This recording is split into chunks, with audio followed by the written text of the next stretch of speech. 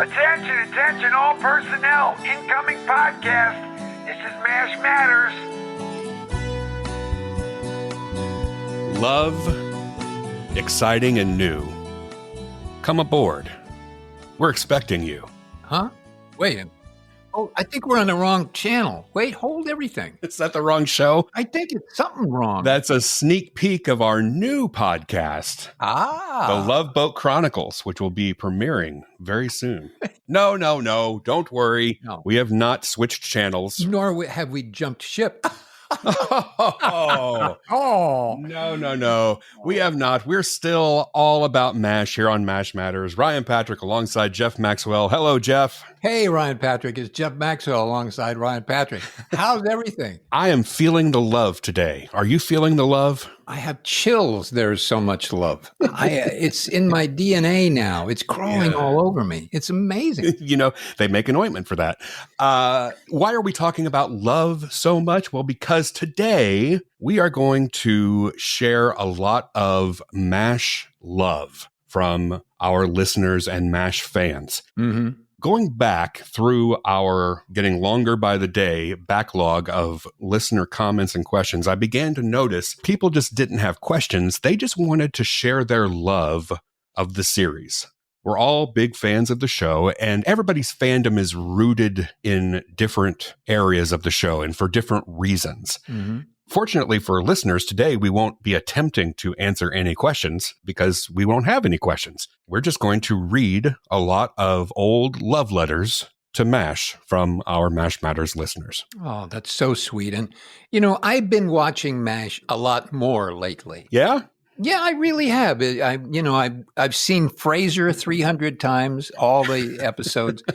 So now I'm going through MASH, and it's a pretty cute show. I mean, really, it's not bad. It's not bad. I've been impressed, and as I've said this ad nauseum now, hearing people talk about how important it was to them, and I didn't know that when we started this podcast. Mm-hmm. I mean, I know people liked it, but I didn't realize the emotional impact it had until we started doing this, and I started hearing these stories. But watching the show, I now really get it. And it's stupid to hear this guy who was working on the show go, oh, yeah, I watched the show and it was good.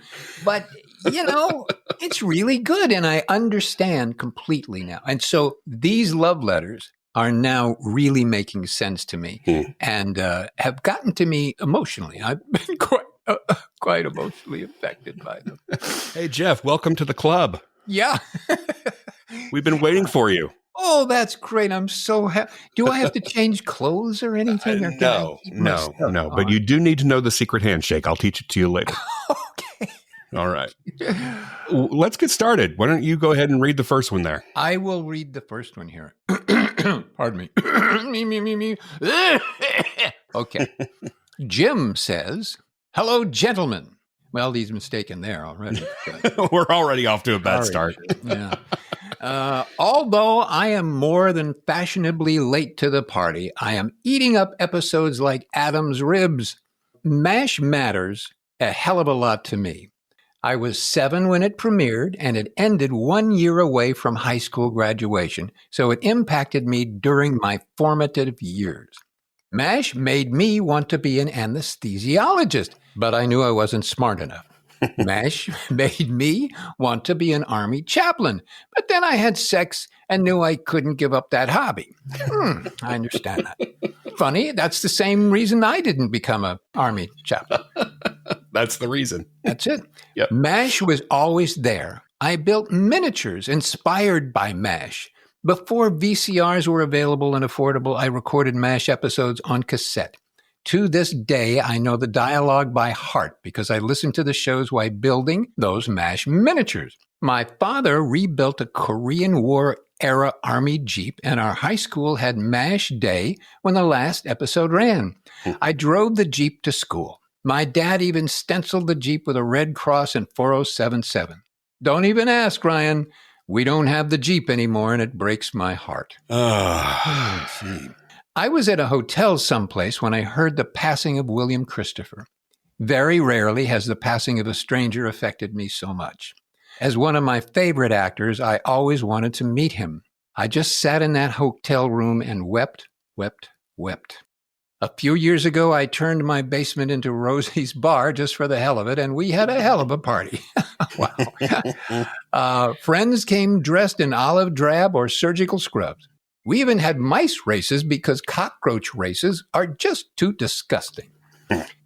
MASH does matter. Thank you for the podcast.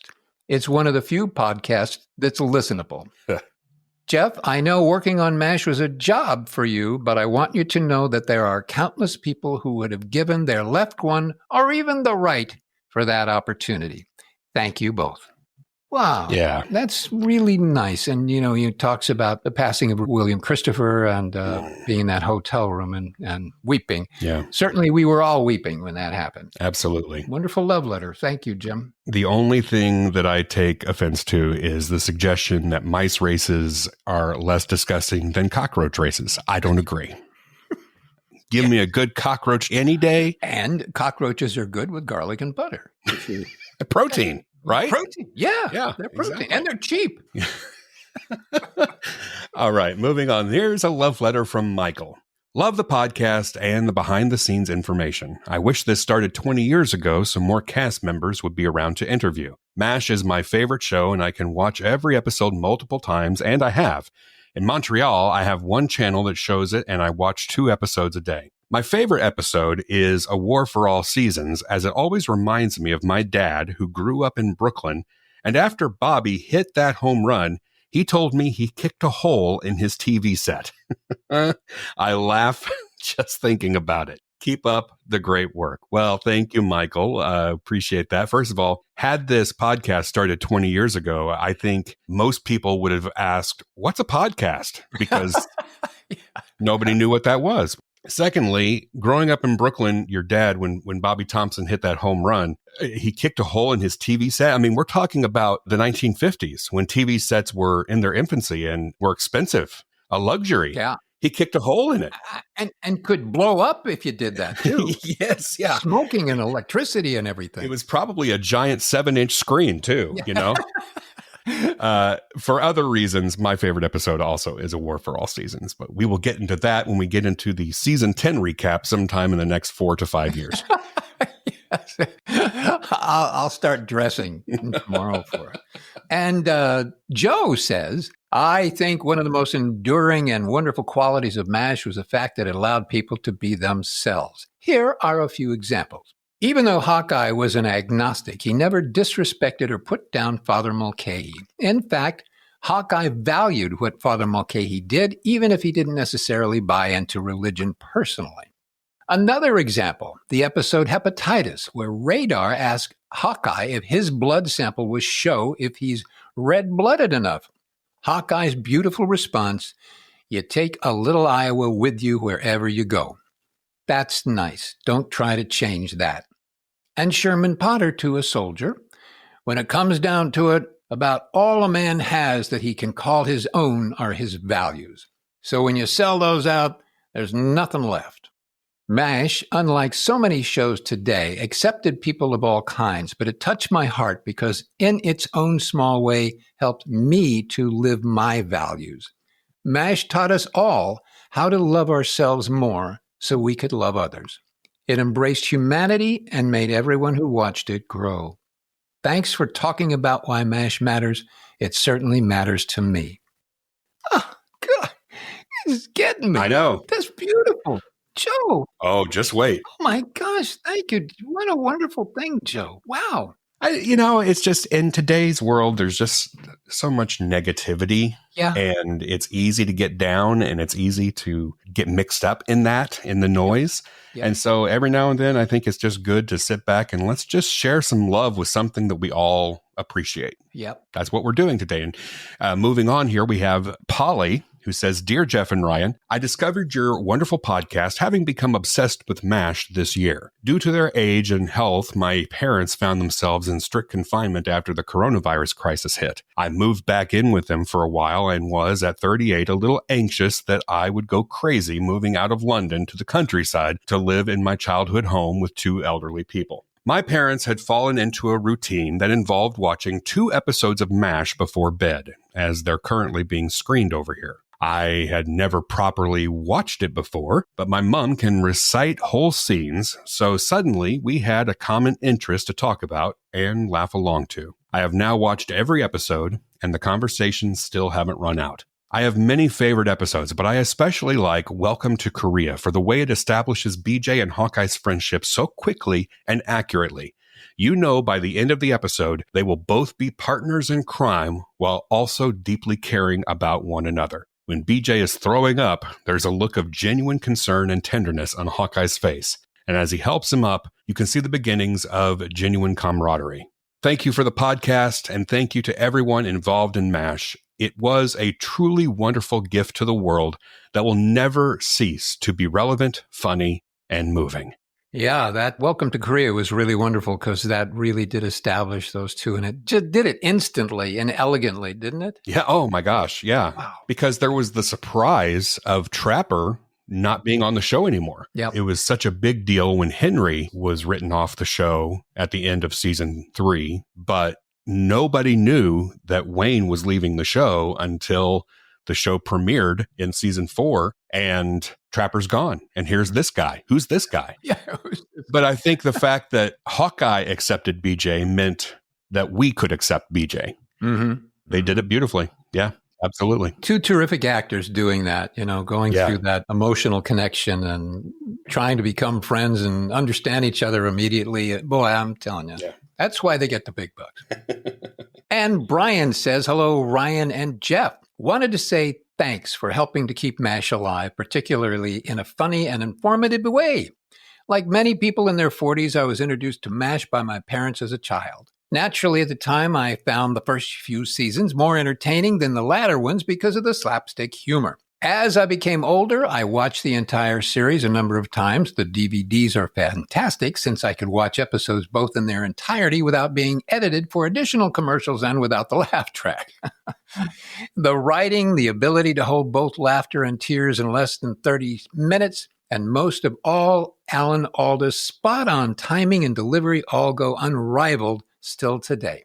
While I am obviously aware that MASH is just entertainment, when I was in my teens, I was diagnosed with Crohn's disease, which at the time was completely debilitating. Although I was naturally sarcastic, I turned to Hawkeye and the gang and studied how they coped with the impossible situation they were in. I mimicked gesticulations and diatribes, thinking that if it could keep them sane, hopefully it would do the same for me while dealing with this thing tearing my body apart. Years have gone by, and thankfully, due to maintaining a very healthy lifestyle combined with some of the latest therapeutic treatments, I am mostly asymptomatic, which is terrific. Congratulations. I have also followed Alan's career, and particularly his dive into the sciences. I don't necessarily believe in idolization, but if I was going to idolize someone, Alan would be the one. At the least, I can say that he certainly has inspired me. Currently, I am an attorney, a movie producer, president of the nonprofit Astronomers Association of New York, run a science and fact-based blog, and am an adjunct professor of business law. Is that all? Yeah, is that it? Big deal. Whew, get some work, for God's sake. If Alan can run a podcast and keep the schedule he does in his mid-80s and with Parkinson's, then I too can experience what life has to offer by mixing business with charitable work to give something back and try in my own small way to make the world a better place. Anything that shines a light on the good in the world seems to be desperately needed today. Mm-hmm. And the more people who know of Alan's and MASH's contributions, the better the world will be. Keep up the good work in helping spread the word. Wow. Yeah. My goodness. Wow. This is going to be an episode that we definitely are going to share with the MASH family. I think so. I think more than any other episode we've done. And it's not like they don't hear this all the time anyway, but right. I just feel like some of these stories are just so personal and so unique. Yes. It's important for them to see and hear it. Yeah, good word, personal, because they really are. Yeah. Having this story about him and his, the Crohn's disease and going through that, my goodness, it's really, really personal and quite brave of our listeners to share that with us. I mean, that's really amazing. So thank you. And a movie producer. Now, we can talk because I have a script ready that I'd really like to get off the ground. So have your people call his people. Call him. Get some people. Well, thanks, Brian. Anyway, thank you.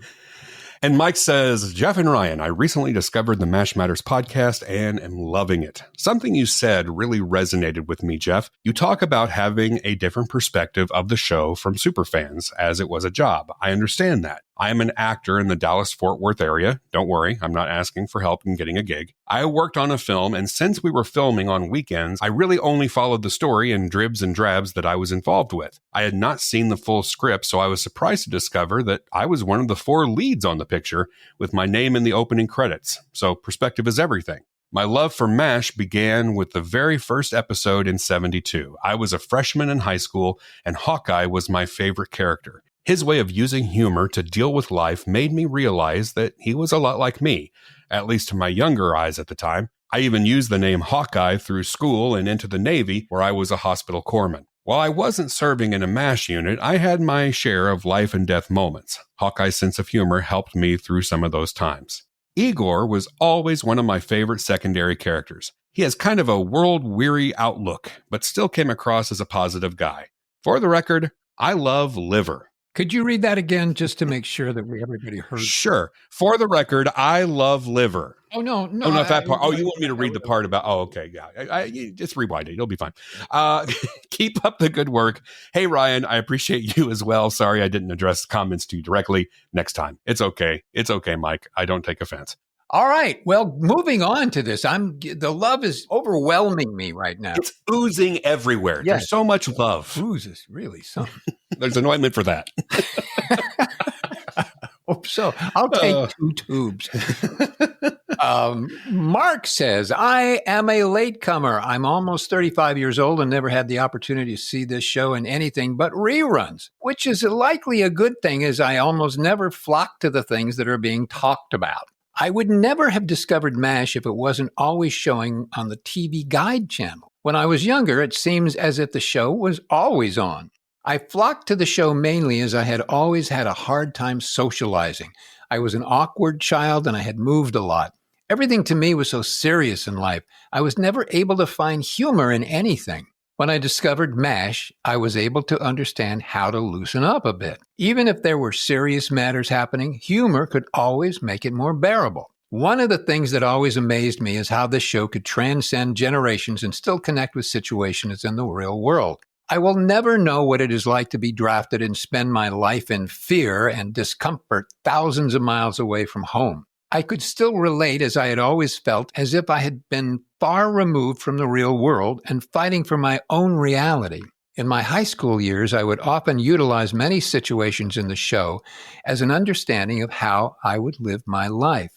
One of the ways MASH was able to help me in the strangest times of my life was embrace the idea that everyone within my life was all in the same situation. I lived my life in a way in which I would treat everyone as if they were human. Everyone I knew was part of my family. I had always felt that actors in the series were, in fact, playing the part while being genuine to who they were as a person. Together, the writers and the actors created a work of art that could be interpreted any way the viewer needed it to be. As the 2 of you have mentioned in earlier episodes, everyone had someone who reminded them of every character. However, I can see myself in many of the characters, which is what kept me coming back for more. And likewise, I can find myself in the 2 of you and your stories. Thank you for creating this podcast and keeping MASH alive with the most provocative anecdotes. My goodness gracious. We're Dr. Phil here, aren't we? I know. Wow. We all love the show for so many different reasons. Yes. So we also get a note from Kevin saying, gents, I'd be surprised if you hadn't already confirmed this, but I found this scheduled appearance, Fanboy Expo in Knoxville. I hope it comes off without a hitch. I'll make a point of attending Jeff's next appearance in the Orlando, Tampa, or Miami markets. It'll be great to check out the big Mash Matters Prevost RV and remote rig that you use for all these appearances. Yeah. Okay. Well, we're going to need you to amp up your Patreon support if you want us to get an RV and remote rig. Yeah, I was going to look outside. I don't see it in the driveway. What happened? I'm confused. Did we have one of those? Not yet. It's on back order right now. Okay. All right. I hope the tariffs don't get us screwed up there. But so to catch everybody up here are some of your scheduled appearances. We have the Fanboy Expo. That's in Knoxville, Tennessee, July 11th through the 13th.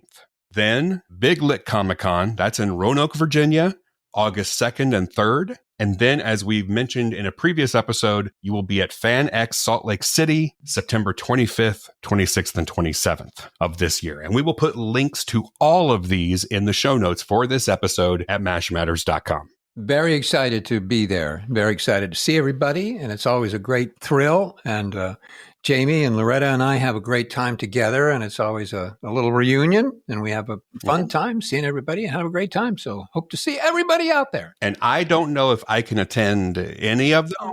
We'll see. That's several months away. I don't even know what I'm doing tomorrow as opposed to 3 or 4 months from now. You got to pick up our RV. RV, yeah. Get it detailed, get the windows tinted. There's so much work to do. So I don't know if I'll have time to attend any of them. But if I am able to attend any of them, we will certainly let you know. All right, moving on. Will says, hello, Jeff and Ryan. I stumbled onto this podcast, and I am so happy I did.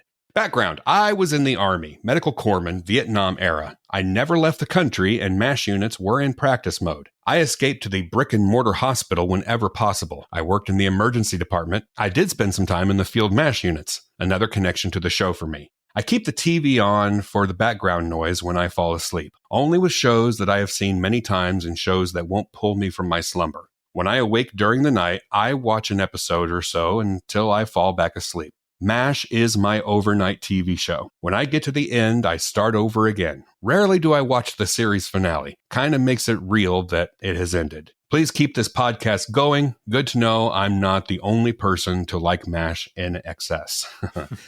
Something that has been surprising to me, Jeff, in the years that we've been doing this podcast, is the number of people who put the TV show MASH on to fall asleep to at night. We hear that a lot. I know. And I guess it's just because it's so familiar that helps to lull them to sleep, I guess. It's not that the show is boring, but it's really, we keep hearing that over and over again. I turn on MASH to help me fall asleep. Yeah, when I first heard that, I went, oh, gee, thanks a lot. But I guess it's like comfort food. Yeah. It's a compliment. Yeah, it's a compliment. You lay in bed, get all snoogly and turn on something really fun and watch it. And then I come on and you just go right out. Comatose. Oh, golly. Well, hey, Ken says, Jeff and Ryan, thanks for all you both do with the MASH Matters podcast. As someone who has enjoyed the show from season 1 onward, it's a pleasure to hear these great stories as well as the interviews you come up with. One of my favorite episodes is Morale Victory, mainly for the subplot where Charles gets a soldier who is a concert pianist to see that just because he can't play as well as he once did, due to the surgery that takes away some manual dexterity, that his gift for music is not gone. He tells him of other ways to share his gift through the baton, the classroom, and the 2 words that hit home the most to me, the pen. I am a professional drummer vocalist based in Forest Park, Illinois, which is just west of Chicago, who also writes big band arrangements, which explains the meaning of the words, the pen. Those 2 words have given me inspiration to keep writing charts whenever I am not gigging. It's a great feeling. Thanks to whoever wrote that script for including those words, and to David Ogden Stiers, God rest his soul, for conveying those words with honesty and passion. And again, thank you for all that you guys do. Keep up the good work and best wishes for continued success. Well, thank you. Yeah, boy, that was a great episode. Oh, man. Love that episode. And so, Ken, that was written by our friend John Rappaport. Yeah, all of the writers, and I wish I had a list right now, I'd read them all, but all of the writers from day one to the end of the show, all of them contributed to all of these feelings that you're all expressing. One episode may have expressed more than another, but all those words and those genius guys who sat in those weird little offices at 20th Century Fox and plunked on typewriters and handed them to secretaries, and the secretaries handed them to the printers, and the printers handed them to the actors. But it all started with those writers. Mm-hmm. And so I'd like to say thank you very much to all of those people. And I wish I knew the exact number of them. I can't tell you what they are. But every single one of them contributed to what you're feeling, what I'm feeling, what Ryan felt watching it as growing up. They were spectacular people. Well, maybe not spectacular people, but spectacular. Well, most of them. Yeah, most of them were. They were spectacular writers with great heart and great vision and great inspiration. And they really set out to make everybody feel the way you were all expressing you felt. So thank you, guys and girls. The bar was set pretty high by Larry Gelbart and Gene Reynolds. Yes. They had to live up to those standards. And they did, which is, proven by these wonderful notes of love. Yeah. Adam says, guys, I just found your podcast thanks to Reddit. Wonderful job. Love the podcast so far. I just wanted to share why MASH matters to me. When I was 12, around 1995, playing backyard football, I was laid out by a kid/bully. He was held back a year and was a lot larger than me. The next day, I could not stand up. A visit to the doctor and an emergency surgery later, I learned that I had stage 4 cancer with a tumor 5 times the size of my liver. The hit I got tore the tumor in 2 and caused internal bleeding. That bully ended up saving my life. Needless to say, I was in a serious way. I think I received last rites 4 times over the next year. I was sent to Children's Mercy Hospital in Kansas City, which is about 3 hours away from my small farming community. I stayed there initially for 2 months, and over the next year, I spent 2 weeks in and 1 week out of the hospital. My parents had to work to keep insurance, pay bills, and they had to care for my siblings, of course. The hospital being 3 hours away did not help either. So I was alone in the hospital for the bulk of my time there. Children's Mercy is a wonderful place and everything designed around children, including the TV. They only showed small children's programming and on a loop at that. Of course, this is before you could watch TV on a computer or phone. Being 12, I was not interested in Barney or whatever they were showing, and with no one to talk to, I was very bored. Reading would usually make me nauseous, and throwing up was the worst when you have mouth sores. The wonderful nurses understood my situation, so they started recording TV for me on VHS tapes. They would just hit record after the nightly news and go to bed. They recorded till the full tape ran out every night. These tapes were a godsend and full of sitcom reruns. Enter MASH. I loved the MASH episodes the most. The humor was a great escape from my situation. The pathos helped me relate to my reality. I was in a cancer ward surrounded by children who would often lose legs and arms or die due to their cancer. To me, it was just like patients that went through the MASH hospital. One of my nurses told her husband, who was also a MASH fan, that I liked MASH shows the best, and he recorded every episode he could for me. Those tapes meant a lot to me. It was my escape when I was feeling sorry for myself. The shows would help me remember those worse off. It gave me laughs when I needed to laugh, reminded me of how great and caring the hospital staff is and what they were going through. The show helped me grieve when a friend or even a kid I barely knew died. It was a difficult time. I was not an adult or a kid. I was lonely, confused, I was sick, and felt horrible. I don't know how I would have made it without all the characters of the 4077th MASH. All of you on the show helped inform me of how to deal with an impossible situation. Thank you. I am 36 now, healthy, and have a wonderful wife and 2 kids. To this day, when I am feeling beat up, exhausted, or melancholy, I still turn to MASH, and it usually helps me gain perspective and cheer up. Truthfully, I prefer to watch those old, worn-out VHS tapes. I even find myself nostalgic for the cheesy commercials I had seen hundreds of times. Every time I hear about a character from the show passing away, I always wish I had written a letter telling them what MASH meant to me. Your podcast finally gave me the nudge to do it. Thanks for the work both on MASH and the podcast. P.S. Jeff, my earliest memory of watching a grown-up movie was around 5 years old, and my dad let me stay up to watch Young Frankenstein. That is a good memory. Thank you again. You were a small but very important part of my formative years. My goodness. Wow. Wow. Holy moly. Oof. Oh, gee willikers. There aren't that many shows from the era that mean this much to people. No. Like, you don't hear stories like that about Three's Company. No. I loved Three's Company. Yeah. John Ritter was amazing. Yep. But you don't hear stories like that. It's that upper echelon of shows that had the great writing and the great producers and the great acting and everything that stand out from among the rest. I mean, you're talking about your MASHs, your Cheers, your Mary Tyler Moore shows. I mean, those rose to the top because it was just a higher caliber of show. Mm-hmm. You just don't hear these kinds of stories like Adam's. Boy, you sure don't. Thank God he's okay and he lived through that. And my goodness gracious, what a thing for a child to go through. Yeah. And I mean, I'm very affected because I'm glad that I was a part of that and a part of something that perhaps, took some of the pain away and gave you some humor and gave you some laughs and in a moment of darkness. So, gosh, thank you for writing it. I'm just, again, this is an astonishing episode of Match Matters. It is. And while I don't condone bullying, I am glad that one bully laid you out back in 1995. Yeah. Well, Sue, oh my God, let's see what Sue has to say. Oh, Sue. Dear Jeff and Ryan, I've been meaning to send you an email and tell you guys how much I appreciate you both. You two are absolutely the best and make such a team. Well, thank you. I grew up with MASH in the background of my childhood. Even the theme song has sort of a familiar piece about it for me. In college, I earned the nickname Radar from my soccer coach because of my knack for anticipating things that needed to get done. Recently, I found MASH on TV and started watching it to see Radar again for old time's sake. I used to do some acting back in high school, but gave it up for sports. After college, though, I got back into it and even did a little stand-in and extra work on the TV series Northern Exposure. I loved it. I was fascinated with the behind-the-scenes activity and would love to have made a career out of it, but it just couldn't pay the bills. Now I am a TV camera operator, mostly for sports. Well, that's a pretty good thing to do. That's neat. When I started watching MASH again, I found myself really enjoying Kelly.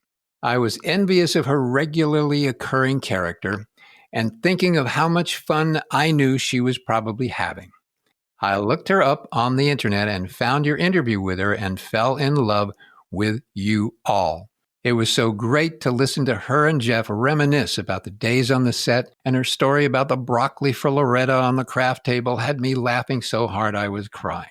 I have seen the series completely through now and have begun to re-watch it all over again for the second time. Jeff, I'm having so much fun just seeing it through your eyes and recognizing all the things you both have talked about. You two have made an amazing TV series become even more epic. I appreciate so much all the work you put into these podcasts and all the bonus material you put into your show notes that help catch us up on what some of the cast are doing now. Jeff, you made Igor's character so fun, and I think he is hilarious and adorable. And Ryan, your knowledge of the show is incredible and your passion is contagious.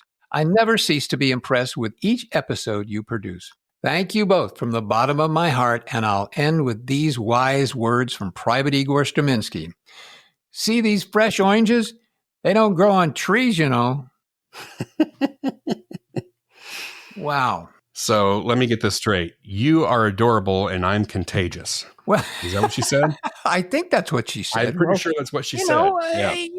Everybody does what they do and are who they are. Oh, thank you, Sue. It's nice to hear that. And I'm so thankful that you mentioned the show notes because I never know if people are going and looking at the show notes or not. We put some fun stuff in the show notes. So make sure you're seeing the show notes for each episode. But those were very nice words. Very nice words. Lydia says, Dear sirs, thank you both for the work you do on the podcast. As one of the many who love MASH dearly, I enjoy it so very much, and I'm very appreciative of your labors. Please don't stop. In his masterpiece of a novel, East of Eden, John Steinbeck wrote, No story has power, nor will it last, unless we feel in ourselves it is true and true of us. Also, if a story is not about the hearer, he will not listen. And I here make a rule. A great and lasting story is about everyone, or it will not last. The strange and foreign is not interesting, only the deeply personal and familiar. Wow, that Steinbeck was pretty good. Yeah.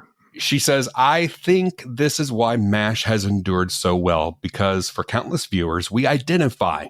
Maybe we aren't necessarily soldiers or doctors or nurses, but we have all found ourselves in situations we didn't want to be in that we had to make the most of. We've all endured hardships to some degree or another. The greatest stories don't merely entertain, they edify and encourage. They teach and they challenge, they inspire. And so MASH has been beloved for 50 years and counting. Thank you for creating a place where it can be shared and discussed by so many. God bless you both. Well, thank you. Bless your heart, Lydia. Wow.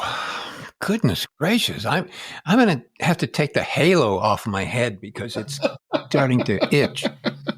There's an ointment for that. I'll take 3 tubes. Wow. Moving on, if I can. Yeah. Leighton says, hi, folks. I'm 47 now, but forever a Southern California kid. Now, back as a small child, I discovered the show as a sign it was going to probably be my bedtime any moment, almost irritated by it. I didn't understand it at all. As a Generation Xer, it's remarkable how TV shows stick with you as a peculiar way of telling time. Towards the very end of the program's run, I began to feel a pull to the show the older I got, and can still recall watching the finale with my family in 1983 and began to resonate with it.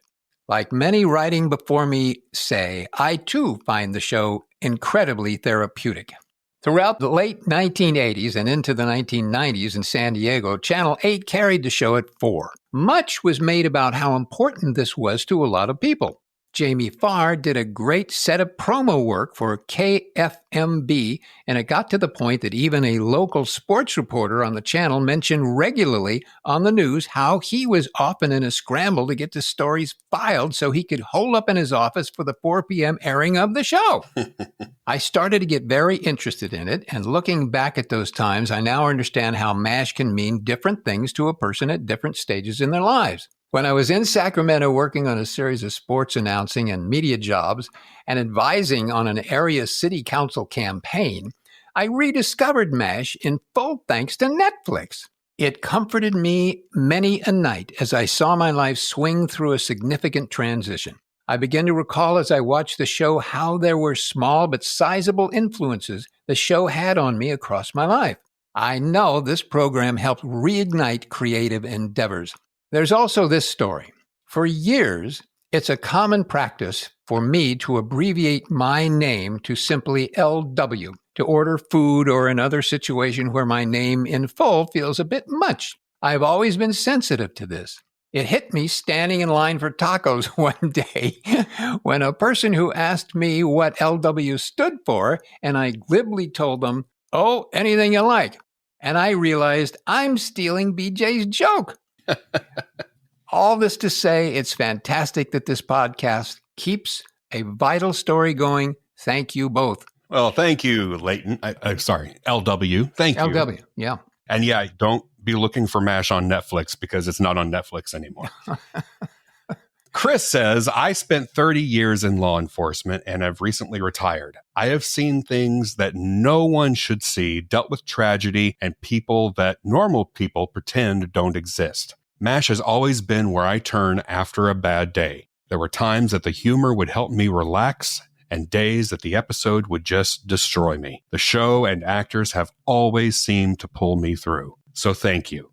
Thank you for all of it.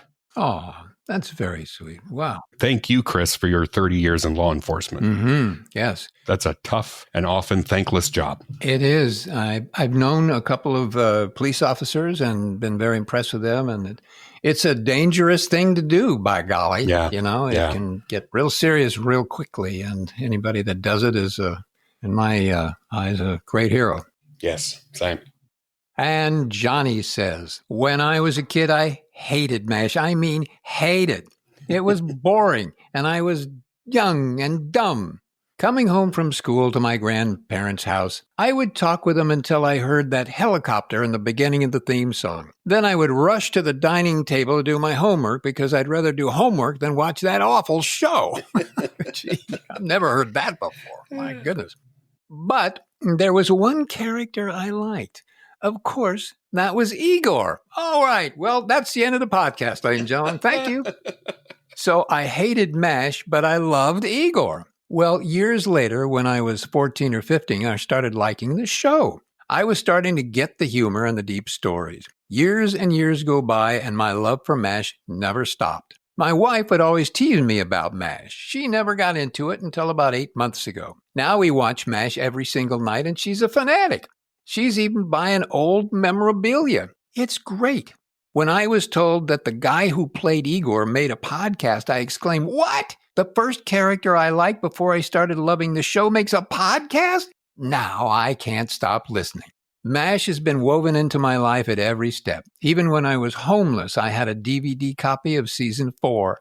I know it was just a 9-to-5 job for you, but I can't thank you enough for doing your job. And Ryan, I have heart for you as the fellow who got this podcast going. Keep up the great work. And if you get sick, I'll happily co-host or at least desk monkey if you need be.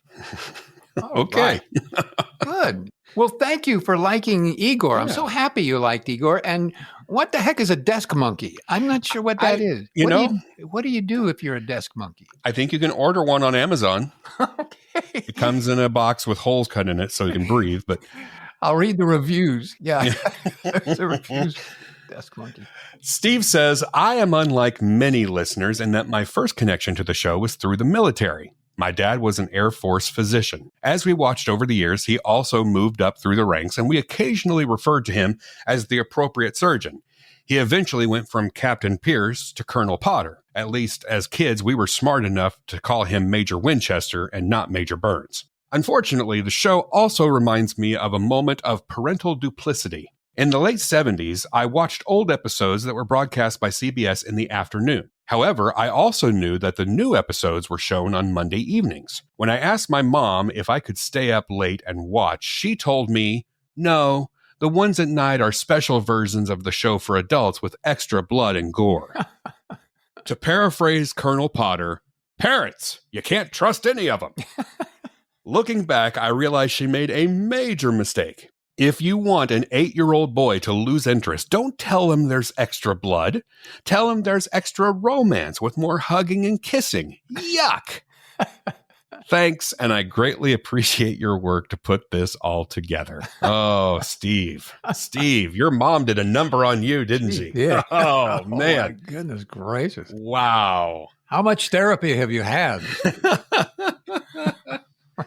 I told you, some of these stories are funny and some of these are heart-wrenching. And speaking of which, Jeff, let's hear the final letter. Dear Jeff and Ryan, I was born in 1985 and discovered MASH about a decade after it was off the air. My mother liked it, God rest her soul, so on those lazy summer afternoons, we watched it together. It was a special time where we'd cook, laugh, and joke. When I grew older, I put MASH aside for a few years, but as I transitioned from my 20s into my 30s, I rediscovered MASH, and it has been a daily part of my life ever since. 4 years ago, I lost my wife to bone cancer. In the aftermath of that crushing loss, very few things were able to give me comfort, but MASH was one of them. I remember I just kept thinking, if these men and women were able to have some hope in an otherwise hopeless situation, maybe I can too. If we are being completely truthful here, I must admit that during those dark years, I not only turned to MASH, but also to alcohol. When I finally did, however, decide to get sober 2.5 years ago, MASH was there in a newly powerful and equally supportive way. MASH continues to find ways to spark that little bit of the divine in me, that all too often hidden but precious part that gently encourages us to hope and try when everything logical and rational says to quit instead. Hawkeye was more than just a doctor. Colonel Potter was more than just a colonel. And we are so much more than what happened to us. It is what we choose to do that defines us. MASH, in my humble opinion, remains the greatest thing ever put forth on television because it perfectly encapsulates the human condition. Despite our flaws, we are all precious. From the depths of my heart, I just want to express how much I appreciate MASH and your podcast as well. Outside the MASH community, most individuals may think I'm crazy for attaching so much meaning to a TV show, but how could I not? MASH was there when most other people and things were not. These days, I watch the show with my daughter. We laugh at the same jokes and cry at those same moments I did all those many years ago. As she grows older and continues her own journey into becoming a beautiful young woman, I see the show start to take on deeper and deeper layers of meaning for her. Last night's episode was Old Soldiers, and for the first time, she cried because she finally understood what life had so painfully taught me 4 years ago. But you know what? Those kinds of tears are sweet because, thanks to MASH, we can both do things that most people dream of but are rarely able to do. Relive days gone by, enjoy the things right in front of us, and continue to hope for a better future. Keep up the amazing work, you guys, and thank you. Holy moly. Artie, what can you say? What a beautifully expressed feeling. Thank you for, again, sharing it with us. Thank you for being courageous and brave to share those very, very, very personal things. Yeah. I'm lost for words, and that's rare for me. and again, we've read many messages like this on the podcast, but we've never devoted an entire episode just to these love letters. We have more. And if you enjoyed this, if you liked listening to these stories and these personal connections to the series, if you'd like to hear more of these, we'll do more of these in the future. I think it was just nice to take a break and remind us all that MASH is more than just a TV show. It's something that has impacted us in a deep, deep way for 50 plus years. And it's a love letter to you, Jeff, and your castmates, and the writers, and the producers, and everybody who worked together to make sure that the quality of that show was maintained, that stayed at a certain level throughout the entire run of the series, and made it what it was, and made it what it still is today. Yeah, it is true. And, I think back to Gene Reynolds and Larry Gelbart when they, were chosen to make the pilot for MASH for 20th Century Fox. Gene had so much experience and so much character in his heart and soul, and so did Larry Gelbart. And once they did the script was done, and they sort of approached Alan Alda, they found the third musketeer right there. Yeah, yeah. He brought so much to it. And, there's been so many conversations about the fact that he said, I don't want to do a wacky, kooky, funny thing about war and stuff like that. Yeah. And those three guys formed this little capsule of MASH. And from there, they were able to put together the right people, the right writers, the right actors, the right actresses, the right everything with the right feeling behind it. And that lasted 11 years, and now it's lasted 50 years too. Larry, Gene, and Alan, you take any one of them out of the equation, and we're not here today doing this episode. Well, I may be. I mean, I'd be talking about maybe my mother's car or something. I don't know. Right. Your guest appearance on Clothes for Comfort. Exactly. It could be anything.